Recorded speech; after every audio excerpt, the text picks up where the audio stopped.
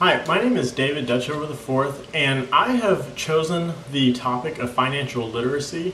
The two audiences that I would like to focus on is one being the youth, and second being the elderly, and how I feel that financial literacy and understanding it is important to both, but on separate levels. So first I will focus on the youth.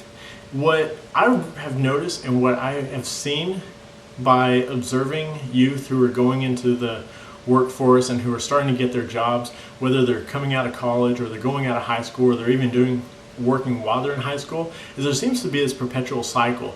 And the cycle is basically that they get a job, they then get a paycheck, they spend that paycheck on whatever they feel they would like to, and then they repeat that process over and over again.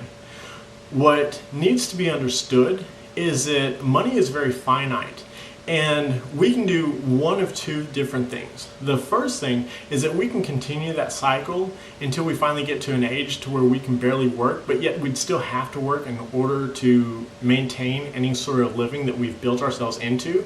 Or two, we can start finding ways that we can get our money to start working for us. This is something you hear a lot in the business world, but people don't always fully understand or comprehend perhaps even how to do so.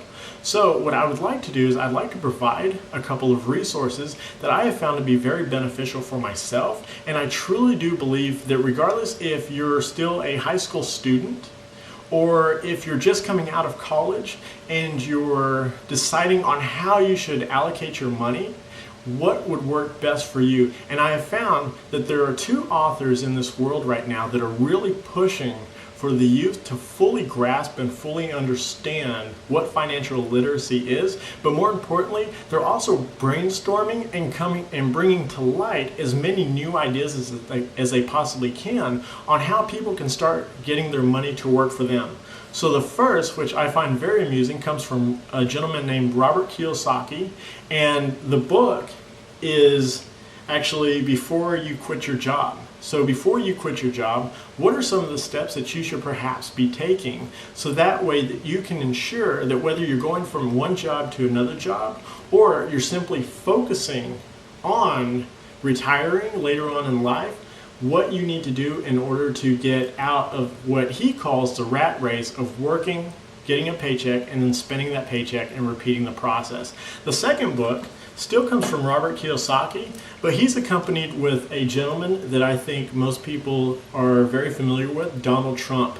And the book that they put together is Why We Want You to Be Rich. And it's understanding why it is that it is so important, not necessarily to be rich for the sake of having money and being able to buy all the things we want, but having money so that we can have the freedoms that we want, not only now, but later in life. So these are two very good resources, and I highly recommend any person that's getting their job, that's getting their first paycheck, to invest in these two books as a starting point, so that way they can start leaping forward while everybody else is still walking.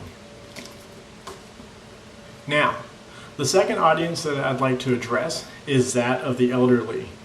Surprise, surprise, you have started to descend into a life of trying to figure out how you're going to retire, when you're going to retire, if you can retire, and what can be done to prevent any loss of the lifestyle that you've currently accrued in such a way that you can still live comfortably, okay? What a lot of people have a tendency to do with the elderly is they feel that they will simply take a huge step back and they'll hold on to any money that they may have saved instead of continuing to live their lifestyle. So while they should have progressed, they end up degressing simply because now they're going to live off of their retirement.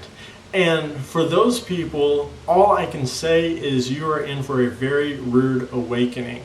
Okay, I know that there are government, various entities that are supposed to carry the elderly into a bigger, better, brighter future, but that is quickly demolished and that's quickly dwindling. The old concept is that you would get a good degree, you would get a good job, and then that job would continue to take care of you via pension fund well after you had chosen to retire. But guess what? everybody's waking up and realizing that there's not a lot of stability in the dollar, and that's fading very fast, very quickly, and something absolutely has to be done. So what we have to do is we have to decide what sort of resources are available to us as the elderly that we can start tapping into and start creating a plan. The good news is that I happen to have one of those plans available, and it's already written out for you. It's by a guy, Robert Kiyosaki, and his wife Kim Kiyosaki, and they explain very vividly and very formally, okay, how to retire young and how to retire rich. Okay, because we're not looking at money, we're looking at living, and we're looking at living the way we want to live. It just so happens that you need money in order to do so. Okay, so a different mindset, it's a different shift, and we have to look at things a little bit differently. Another resource that's highly available to those individuals that I've always found very amusing is, once again, Robert Kiyosaki, but it's a guide to becoming rich without having to cut up your credit cards.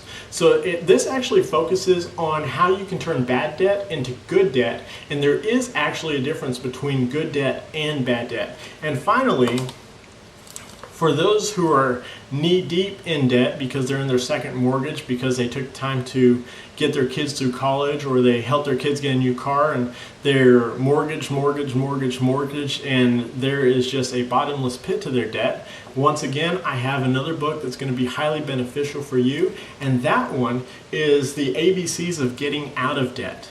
These ones are very helpful, these are very promising, and I promise you, regardless of whatever age you're at, whether you're in your 40s, 50s, 60s, 70s, even Colonel Sanders in his 70s decided to start selling fried chicken, started a franchise, and he himself was able to get himself out of financial debt and into financial prosperity. So the age does not matter, but what does matter is that you start taking action, and you start taking action now.